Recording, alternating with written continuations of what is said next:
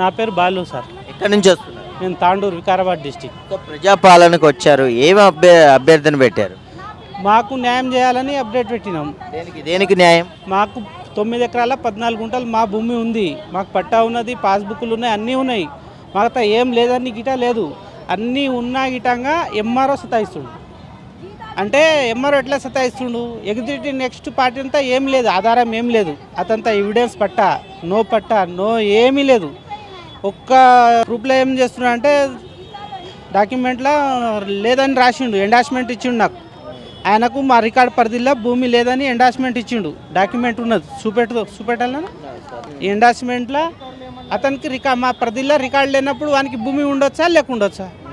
మిగతా రికార్డు లేనప్పుడు వానికి భూమి లేదు కదా, ఆ భూమి మాదే కదా.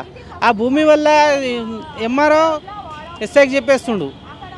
ఎస్ఐకి ఏం చెప్తుండు? మీ ప్రాబ్లం రెవెన్యూ వాళ్ళే చేతులు లేపినప్పుడు నేనేం చేయాలని ఎస్ఐ సార్ అంటుండు. సరే, నువ్వు ఎప్పుడైతే ఇది కాదంటున్నావు మళ్ళీ ఉన్నదని ఎందుకు చెప్తున్నావు? ఎవరు చెప్తున్నారు ఉన్నదని? ఎంఆర్ఓ తారా సింగ్ నాయక్.